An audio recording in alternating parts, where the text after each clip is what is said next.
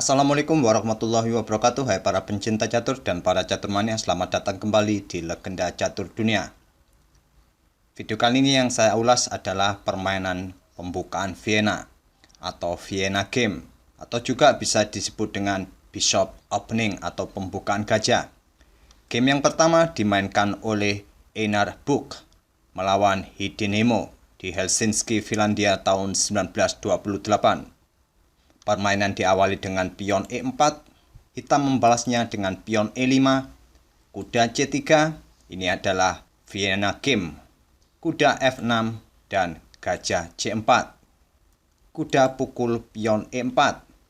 Harapannya di sini dengan mengorbankan kuda untuk sementara. Setelah kuda pukul kuda, hitam akan memainkan pion D5, menggarpu gajah serta kuda. Otomatis di langkah berikutnya, material pun akan kembali berimbang. Akan tetapi putih menolaknya untuk pukul kuda memainkan menteri ke H5. Ancamannya cukup jelas, memberikan ancaman skakmat di peta atau pukul pion F7. Hitam meresponnya dengan kuda ke G5, melindungi pionnya di F7. Sebetulnya lajur utama atau langkah terbaik di posisi seperti ini adalah menempatkan kuda di D6. Setelah menteri pukul pion E5 skak, hitam bisa memilih untuk menutupnya dengan gajah ataupun dengan menteri.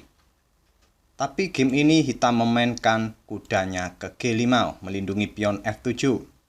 Putih melanjutkan pion D4, ancamannya jelas, menyingkirkan kuda yang menjaga pion F7.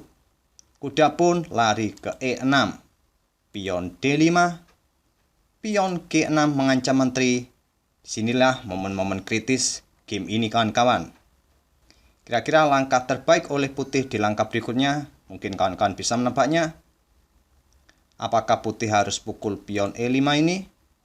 Ataukah pukul kuda? Langkah inilah yang dipilih oleh Einar Buch, mengorbankan menterinya di pukul pion. Einar Buch melanjutkan pion pukul pion F7 skak, raja ke E7, dan gajah G5 skak. Raja pun ke D6. Putih pun selanjutnya bisa pukul menteri hitam ini. Tapi di sini Einar Buch lebih memilih untuk mengejar raja, melakukan rokade panjang skak. Raja ke C5. Pengejaran terus dilanjutkan dengan beteng ke D5 skak. Raja pukul gajah, pion B3 skak, raja ke B4. Bila raja pukul kuda C3, gajah ke D2, skak mat. Di sini raja lari ke B4, putih terus mengejarnya dengan beteng ke B5 skak. Lagi-lagi kalau raja pukul kuda C3, kali ini kudalah yang akan ke E2, skak mat. Raja pun lari ke A3. Kembali putih mengejarnya, kali ini kuda ke B1 skak.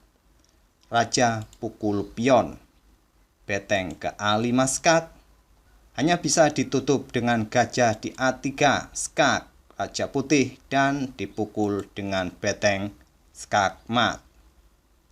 Itulah kawan-kawan permainan dengan menggunakan pembukaan Vienna atau Vienna Game. Putih memperoleh kemenangan yang cukup cepat di langkah ke-16. Kita lanjut kawan-kawan ke game berikutnya. Game yang kedua ini dimainkan oleh Ernest Fagbir melawan Robert Barnett Bryan di London, Inggris tahun 1855. Ernest Fagbir ini yang mempopulerkan Fagbir Counter Gambit dalam permainan King's Gambit. Permainan diawali dengan pion E4, pion E5 balas hitam, kuda C3 pembukaan Vienna atau Vienna Game, gajah B4, dan pion F4. Langkah pion F4 ini terlihat seperti King's Gambit kawan-kawan. Tapi King's Gambit terjadi pada langkah kedua, melakukan atau mengorbankan pion di F4. Tapi pengorbanan pion F4 ini di langkah ketiga didahului dengan langkah kuda di C3 adalah Vienna Gambit. Vienna Gambit diterima pion pukul pion, putih pun melanjutkan kuda F3. Langkah preventif untuk mencegah menteri hitam untuk skak raja di peta H4. Hitam melanjutkan pion G5, memperkuat posisi pionnya di F4, gajah C4, lanjut putih.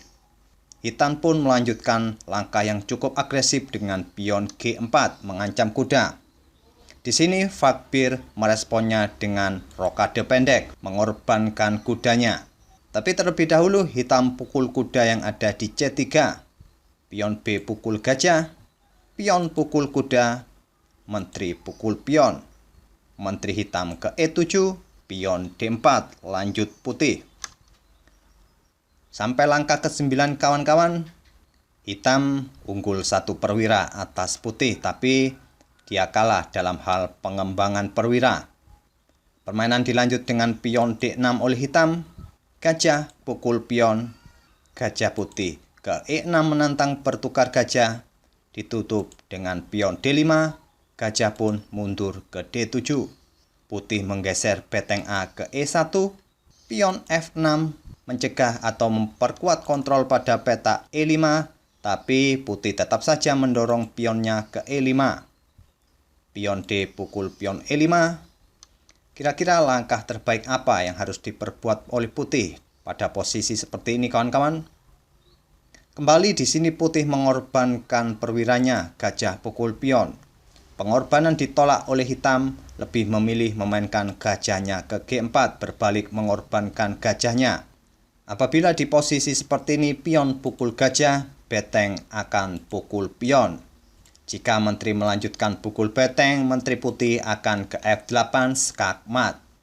Di sini hitam meresponnya dengan langkah defleksi gajah ke G4. Menteri pukul gajah, raja ke D8. Menghindari pin-pinan atau open serangan dari beteng putih, sekaligus menghindari ancaman skak oleh menteri putih di peta C8. Putih mendorong pion D6 mengancam menteri, pion C pukul pion D6, gajah pukul pion mengancam menteri. Jika menteri pukul gajah, beteng akan digeser ke D1. Menteri pun pasti akan jatuh. Di sini menteri putih bergeser ke D7 menantang untuk bertukar menteri. Tantangan ditolak, menteri putih bergeser ke G3. Hitam melanjutkan kuda C6, gajah ke E6 mengancam menteri. Di sini hitam menyerah. Hitam menyerah di langkah ke-19 ini kawan-kawan karena ancamannya adalah hitam akan kehilangan menteri atau skakmat di 2 langkah berikutnya.